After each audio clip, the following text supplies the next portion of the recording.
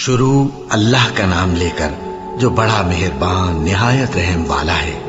الف لام میم، یہ کتاب یعنی قرآن مجید، اس میں کچھ شک نہیں کہ اللہ کا کلام ہے، پرہیزگاروں کے لیے رہنما ہے، جو غیب پر ایمان لاتے اور آداب کے ساتھ نماز پڑھتے اور جو کچھ ہم نے ان کو عطا فرمایا ہے اس میں سے خرچ کرتے ہیں، اور جو کتاب اے پیغمبر تم پر نازل ہوئی اور جو کتابیں تم سے پہلے پیغمبروں پر نازل ہوئیں سب پر ایمان لاتے اور آخرت کا یقین رکھتے ہیں۔ یہی لوگ اپنے پروردگار کی طرف سے آئی ہوئی ہدایت پر ہیں اور یہی لوگ کامیاب ہیں۔ جو لوگ کافر ہیں انہیں تم نصیحت کرو یا نہ کرو ان کے لیے برابر ہے، وہ ایمان نہیں لانے کے۔ اللہ نے ان کے دلوں اور کانوں پر مہر لگا رکھی ہے اور ان کی آنکھوں پر پردہ پڑا ہوا ہے اور ان کے لیے بڑا عذاب تیار ہے۔ اور بعض لوگ ایسے ہیں جو کہتے ہیں کہ ہم اللہ پر اور روز آخر پر ایمان رکھتے ہیں، حالانکہ وہ ایمان نہیں رکھتے۔ یہ اپنے خیال میں اللہ کو اور مومنوں کو دھوکہ دیتے ہیں، مگر حقیقت میں اپنے سوا کسی کو دھوکہ نہیں دیتے اور اس سے بے خبر ہیں۔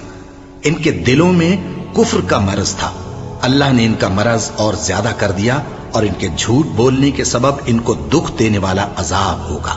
اور جب ان سے کہا جاتا ہے کہ زمین میں فساد نہ ڈالو تو کہتے ہیں کہ ہم تو اصلاح کرنے والے ہیں۔ دیکھو یہ بلا شبہ مفسد ہیں لیکن خبر نہیں رکھتے۔ اور جب ان سے کہا جاتا ہے کہ جس طرح اور لوگ ایمان لے آئے تم بھی ایمان لے آؤ تو کہتے ہیں بھلا جس طرح بے وقوف ایمان لے آئے ہیں اسی طرح ہم بھی ایمان لے آئیں۔ سن لو کہ یہی بے وقوف ہیں لیکن نہیں جانتے۔ اور یہ لوگ جب مومنوں سے ملتے ہیں تو کہتے ہیں کہ ہم ایمان لے آئے ہیں، اور جب اپنے شیطانوں میں جاتے ہیں تو ان سے کہتے ہیں کہ ہم تمہارے ساتھ ہیں، اور مسلمانوں سے تو ہم ہنسی کیا کرتے ہیں۔ ان منافقوں سے اللہ ہنسی کرتا ہے اور انہیں مہلت دیا جاتا ہے کہ شرارت و سرکشی میں پڑے بہک رہے ہیں۔ یہ وہ لوگ ہیں جنہوں نے ہدایت چھوڑ کر گمراہی خریدی، تو نہ تو ان کی تجارت ہی نے کچھ نفع دیا اور نہ یہ ہدایت یاب ہی ہوئے۔